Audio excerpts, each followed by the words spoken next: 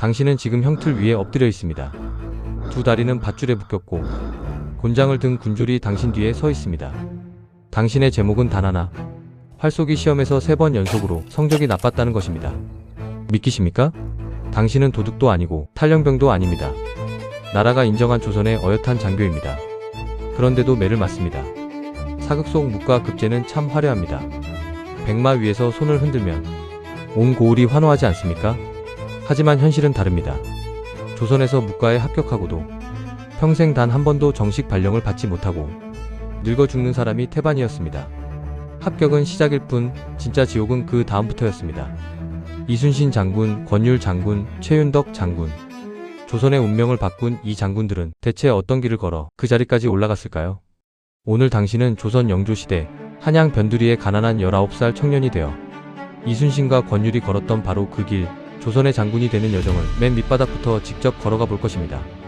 시작하기 전에 계급표부터 머리에 넣어 두십시오.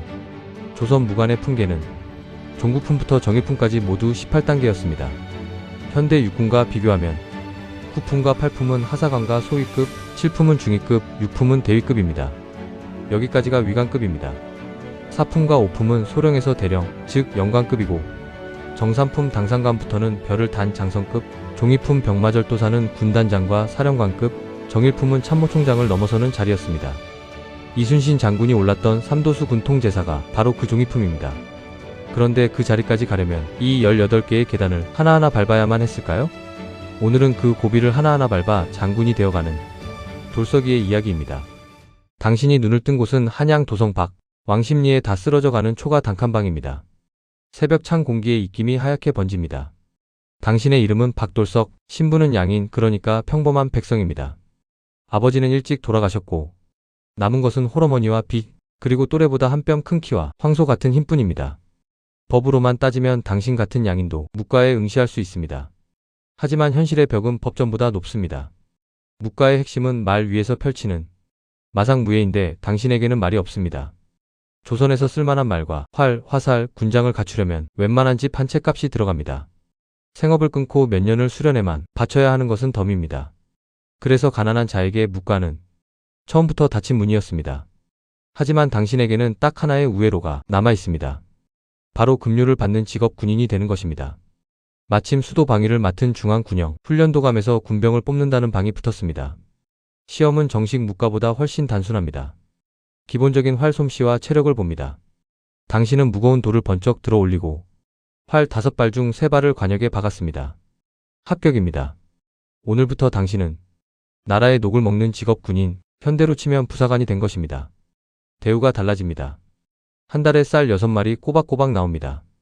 세금과 군역에 뜯기기만 하던 백성이 나라에서 월급을 받는 처지가 된 것입니다. 물론 한양 물가의 쌀 6말은 빠듯합니다. 그래서 조정은 비번인 날 왕십리 밭에서 배추를 길러 내다 파는 부업을 눈감아줍니다.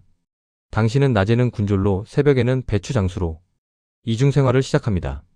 그리고 무엇보다 이곳에는 기회가 있습니다. 군영에서는 달마다 활쏘기와 조총 사격을 시험하고 성적이 좋으면 무명과 쌀을 상으로 듬뿍 줍니다. 더 무서운 소문도 돕니다. 시험에서 압도적인 성적, 이를테면 쏘는 족족 모두 명중시키는 몰기를 기록하면 묵과의 1차, 2차 시험을 건너뛰고 임금 앞 최종 시험으로 직행하는 직부전시의 특전이 주어진다는 것입니다. 당신의 눈빛이 변합니다. 이곳은 군대가 아니라 사관학교 입시반입니다. 당신은 받은 급료를 아끼고 아껴 활을 사고 동료의 늙은 말을 빌려 밤마다 마상무예를 익히기 시작합니다. 그렇게 5년이 흘러 24살이 되네 3년마다 돌아오는 정기 묵과 식년시가 열립니다. 최종 합격 정원은 전국에서 단 28명. 당신은 시험장이 열리기 열흘 전 농명소로 향합니다. 오늘날의 원서 접수인 농명을 하기 위해서입니다. 그런데 서류가 만만치 않습니다. 아버지, 할아버지, 증조할아버지, 외할아버지까지 4대조의 인적사항을 적은 사조 단자, 그리고 신원을 보증해줄 보단자를 내야 합니다. 4대조 안에 중재인이 있거나 뇌물 먹은 관리의 아들이거나 천민의 피가 섞이면 그 자리에서 접수가 거부됩니다. 다행히 당신의 집안은 가난했을 뿐 깨끗했습니다. 1차 시험 초시가 시작됩니다. 서울에서 70명, 지방에서 120명, 도합 190명만이 이 관문을 통과합니다. 초시는 오직 무예 실기만 봅니다. 첫 종목은 목전, 나무촉 화살로 무려 300m 밖 관역을 노리는 시험입니다. 다음은 편전, 속칭 애기살입니다. 통화라는 대롱에 짧은 화살을 끼워 쏘면 눈에 보이지 않을 만큼 빠르게 날아가 150m 밖 관역에 꽂힙니다. 그리고 시험의 꽃, 철전입니다. 쇳덩이처럼 무거운 육량전을 온몸의 완력으로 도약하듯 쏘아 보내야 합니다. 활시위를 당기는 순간 어깨 근육이 찢어질 듯 비명을 지르고 손가락 살가죽이 벗겨져 나갑니다. 여기서 끝이 아닙니다. 이제 말에 오릅니다. 달리는 말 위에서 활을 쏘는 기사, 5m가 넘는 창을 휘둘러 집 인형 추인의 가슴을 정확히 찌르는 기창, 그리고 말을 몰며 숟가락처럼 생긴 장시로 나무 공을 쳐내는 격구까지 말에서 한 번 떨어지면 탈락이 아니라 목숨이 위험합니다. 당신은 5년간 빌려 탄 그 늙은 말 덕분에 정말 간신히 190명 안에 들었습니다. 2차 시험 복시는 초시 합격자 190명을 한양에 모아놓고 28명을 추려내는 진짜 전쟁입니다. 그런데 여기서 당신의 등에 식은땀이 흐릅니다. 복시에는 무예에 더해 강설하는 이론 구술 시험이 추가되기 때문입니다. 시험관 앞에 앉아 나라의 법전인 경국대전, 손자병법이 담긴 무경칠서 중 한 권, 사서오경 중 한 권 등 4과목의 책을 펴놓고 그 뜻을 풀이해야 합니다. 조선이 원하는 장교는 힘만 쓰는 싸움꾼이 아니라 전략과 전술을 아는 지휘관이기 때문입니다. 낮에는 배추를 팔고 밤에는 병서를 외우던 당신의 5년이 이 순간 빛을 발합니다. 그리고 마지막 3차 시험 전시, 경복궁뜰 임금이 직접 지켜보는 가운데 치러지는 최종 순위전입니다. 여기까지 온 28명은 이미 합격이 확정된 상태, 이제 1등부터 28등까지 등수만 가립니다. 말 위에서 공을 치는 기격구가 펼쳐지고 며칠 뒤 당신의 이름이 합격자 명부인 무가방목에 오릅니다. 팍돌석, 병과 17등, 전체 28명 중 25등입니다. 참고로 이순신 장군의 성적이 병과 4등, 전체 12등이었으니 부끄러운 등수는 아닙니다. 성적에 따라 시작 계급이 갈립니다. 1등 장원은 종육품, 단숨에 대위급으로 임관합니다. 갑과 2등과 3등은 정칠품, 을과 5명은 정팔품, 그리고 당신을 포함한 병과 20명은 무관의 맨 밑바닥 종구품입니다. 현대로 치면 소위 계급장, 아니 솔직히 말하면 하사 계급장에 가깝습니다. 그래도 이날만큼은 조선이 당신의 것입니다. 임금과 백관이 모인 자리에서 붉은 합격증 홍패를 받는 방방 의식이 열리고 나라가 베푸는 잔치 은영연에서 난생 처음 임금이 내린 술을 마십니다. 그리고 사흘 동안 풍악을 울리며 한양 거리를 도는 육아행진. 어머니가 길가에서 우십니다. 배추 팔던 아들이 나라의 장교가 된 것입니다. 하지만 말씀드렸지 않습니까? 진짜 지옥은 지금부터라고. 홍패의 잉크가 마르기도 전에 당신은 깨닫습니다. 관직의 수는 정해져 있는데 합격자는 계속 쏟아집니다. 당신은 정식 보직 대신 훈련원 권지, 오늘날의 무급 인턴 장교로 발령받습니다. 월급은 없습니다. 기약도 없습니다. 이 대기줄에서 평생을 늙어 죽는 선배들을 당신은 두 눈으로 보게 됩니다. 2년을 기다린 끝에 마침내 첫 실직이 떨어집니다.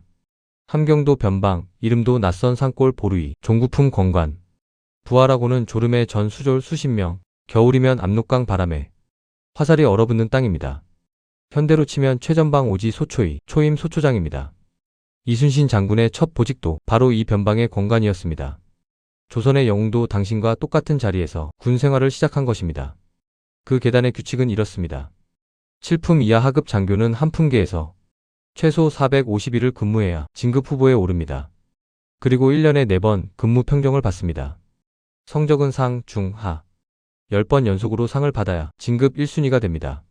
중을 2번 받으면 월급이 없는 자리, 무록관으로 쫓겨나고 하를 단 한 번이라도 받으면 원칙적으로 그날로 파면입니다.